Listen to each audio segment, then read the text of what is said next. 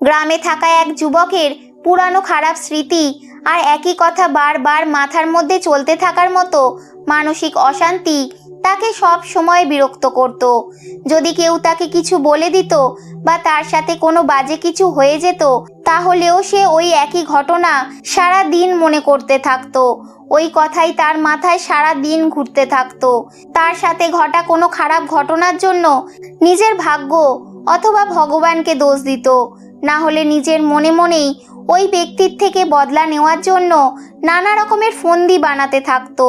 নিজের ওই খারাপ চিন্তা ভাবনার জন্য তার সঙ্গে না তো কোনো মানুষ সম্পর্ক রাখতো আর না সে কোনো কাজকে ভালোভাবে করতে পারতো। সে সবসময়ই মানসিক অশান্তি এবং চাপের মধ্যে থাকতো।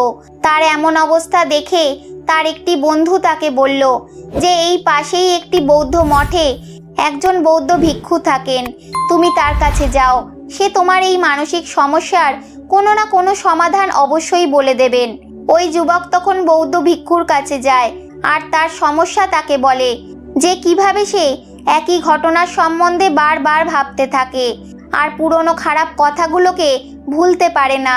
যুবকটির সমস্যা শোনার পর বৌদ্ধ ভিক্ষু ওখান থেকে উঠে মঠের ভেতরে চলে গেল। বৌদ্ধ ভিক্ষুর কোনো উত্তর না দিয়ে উঠে চলে যাওয়ার ব্যাপারটা যুবকটির একটু আশ্চর্য লাগে, কিন্তু তবুও সে সেখানে বসে থাকে। কিছুক্ষণ পর সে দেখে যে বৌদ্ধ ভিক্ষু একটি মাটির গ্লাসে জল ভরে তার দিকে এগিয়ে আসছেন। বৌদ্ধ ভিক্ষু যুবকটির কাছে এসে দাঁড়িয়ে পড়েন। তখন যুবকটিও তার সামনে দাঁড়িয়ে পড়ে। এবার বৌদ্ধ ভিক্ষু ছেলেটিকে প্রশ্ন করেন, বলো এই গ্লাসটির ওজন কত হবে? ছেলেটি বলল, আমি একেবারে তো সঠিক বলতে পারবো না, কিন্তু এই গ্লাসটির ওজন অনেক কম হবে।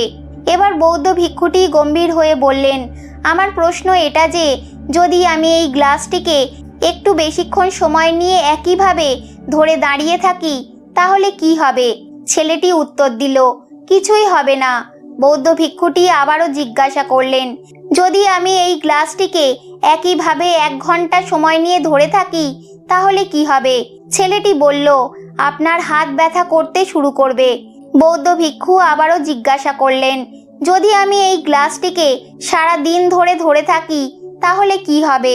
তখন ছেলেটি গম্ভীর হয়ে উত্তর দিল, আপনার হাতে ভয়ঙ্কর ব্যথা হতে শুরু করবে, আপনার হাত অসাড়ও হয়ে যেতে পারে, আপনার মাংসপেশিতে ভয়ঙ্কর যন্ত্রণাও হতে পারে, এমনকি আপনার হাত পঙ্গুও হয়ে যেতে পারে। এ কথা শুনে বৌদ্ধ ভিক্ষু হালকা হেসে উত্তর দিলেন, একদম ঠিক বলেছ, কিন্তু এত কিছুর পরেও গ্লাসের ওজন কি পরিবর্তন হলো বা বেড়ে গেল? তখন ছেলেটি বলল, না, গ্লাসের ওজন তো বাড়লো না। বৌদ্ধ ভিক্ষু আবারও জিজ্ঞাসা করলেন, তাহলে হাতে ব্যথাই বা হবে কেন, বা হাত অবশই বা হবে কেন? ছেলেটি একটু ভেবে বলল, অনেকক্ষণ ধরে থাকার ফলে। বৌদ্ধ ভিক্ষুটি আবারও প্রশ্ন করলেন, এবার এই ব্যথা থেকে মুক্তি পাওয়ার জন্য আমি কি করব? ছেলেটি বলল, গ্লাসটিকে নিচে রেখে দিন। বৌদ্ধ ভিক্ষুটি এবার বললেন, একদম ঠিক, জীবনের সমস্যাগুলোও ঠিক একই রকমের। এইগুলিকে কিছুক্ষণের জন্য নিজের মাথায় রাখবে তো মনে হবে যে সব কিছু ঠিক আছে। ওই সম্বন্ধে অনেক বেশিক্ষণ ধরে ভাববে তো তোমায় পীড়া দিতে শুরু করবে, আর এটিকে আরও বেশিক্ষণ ধরে মাথায় রাখবে তো সেটা তোমাকে অশান্ত এবং পাগল করে দিতে শুরু করবে, আর তুমি কিছুই করতে পারবে না। বৌদ্ধ ভিক্ষুটি ছেলেটির দিকে ইশারা করে বললেন, নিজের জীবনের পুরানো ভুলগুলি বা ঘটনার সম্বন্ধে ভেবে দেখা জরুরি, কিন্তু তার থেকেও বেশি জরুরি ওই ভুলগুলি থেকে শিক্ষা নিয়ে এগিয়ে যাওয়া। যদি তুমি একই কথা ভেবে বসে থাকো তাহলে ঠিক ওই গ্লাসটির মতো ও তোমার জীবনে কষ্ট দিতে শুরু করবে।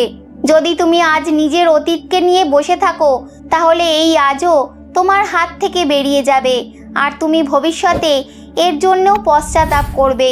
তুমি তোমার অতীতের জন্য যেমন মানুষ হতে চাও অথবা যে ভুলগুলির জন্য পশ্চাতাপ করছো, তাহলে তুমি আজ থেকেই ওই রকম মানুষ হওয়ারই চেষ্টা করো, আর চেষ্টা করো আজ আর সেরকম কোনো ভুল না করার, যেটা করলে তুমি আবারও ভবিষ্যতে গিয়ে পশ্চাতাপ করবে।